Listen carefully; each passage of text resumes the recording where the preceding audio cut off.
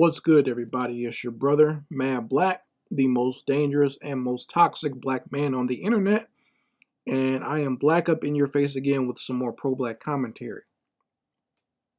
Very sad story coming out of Mobile, Alabama. And before I get started, just let me say a quick shout out to all of my family and friends in Mobile, Alabama. I love that area, and the Mobile, Pensacola area. Nothing but fond memories every time I go there. My wife and I got married there. We vacationed in that area. So, nothing but love and respect to all the real people and my actual family that lives there. Love you guys. But, you know, very sad story that comes from that area. And I got it from the Brother Water Snipers channel. So thank you to him.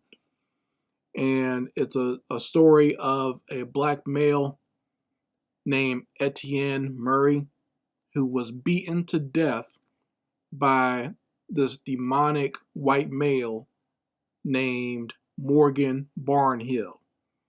If that isn't the most country name I've ever heard for one of these demons, I don't know what is. Barnhill. Yeah.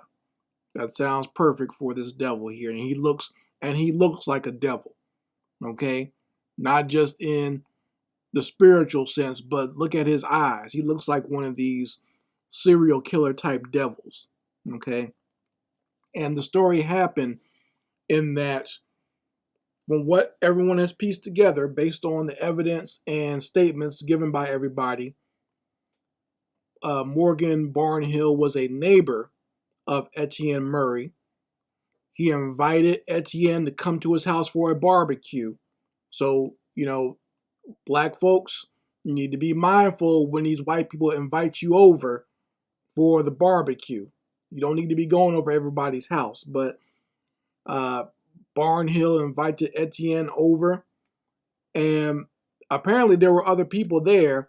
And no sooner as Etienne got in the house, Morgan Barnhill started hitting him over the head with a shovel and wound up beating him to death right then and there in the middle of this quote-unquote party / barbecue. Okay?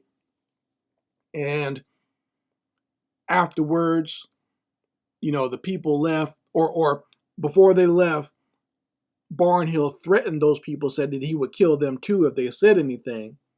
And then after they left, I can't remember how much time passed, but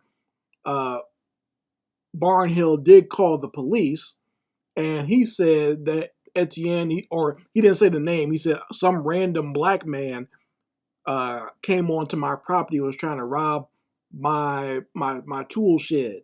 He was trying to break into my tool shed, and I beat him to death, or I beat him up.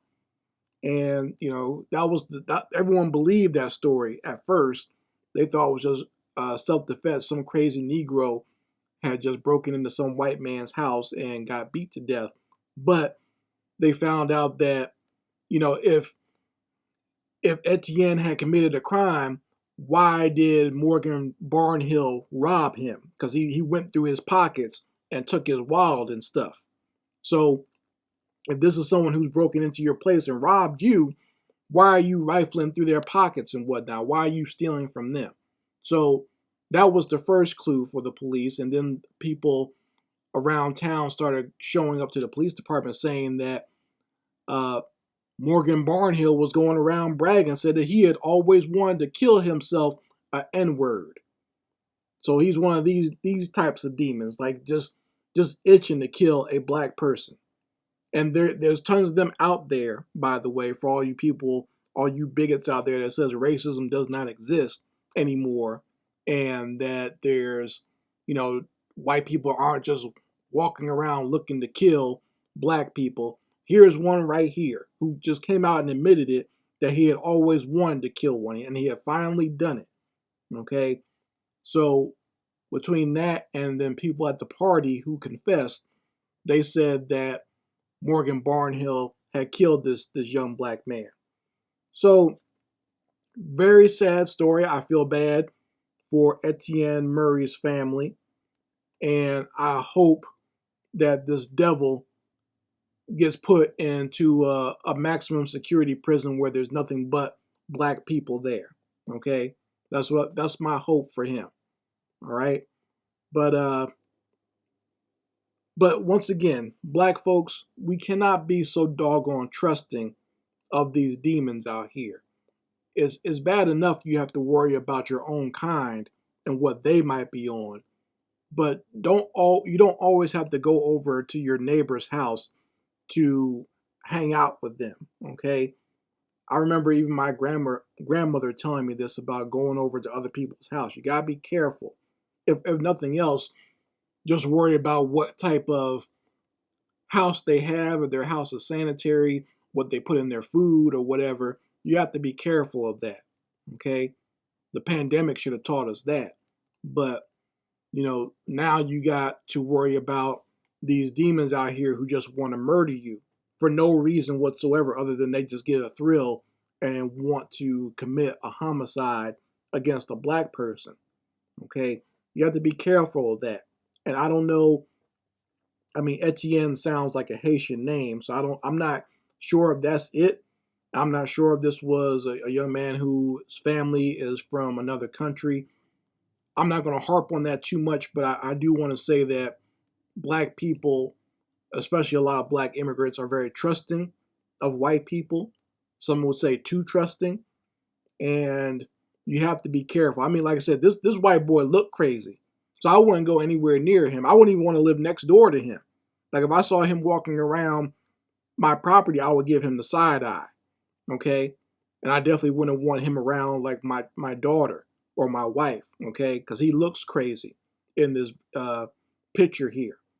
And no, I'm not going to say that on social media. I'll just leave it at that. I'll just say I'll be very protective of my family if I saw someone like this around my home. I'll say that. But yeah, don't be so quick to always want to go over people's house and be buddy buddy with them because you don't know what is in their minds or what they really want to do. And there's several stories like this where black people going over to these white people's houses and never coming out alive. Okay, it's a really sad and sick thing. You have to be wary of situations like this. Okay, so I'll keep abreast of this story because I want to see where it goes. I want to see if this demon actually gets the charger stick. I've seen they've already dropped his bond. They've reduced it, but I want to see if he actually goes to prison like he should. Okay, and gets charged fully with the murder of this black man because there's no reason for him to do that. All right, and him bragging about killing this black man, that should be evidence enough to get a hate crime put on this demon. He should go to jail for the rest of his life, if not face a death penalty. So you guys let me know how you feel about it in the comment section, and I'll leave a link to Water Sniper's video because it gives the story in more detail. Anyway, Mad Black, and I will be back with my foot on these devils' back.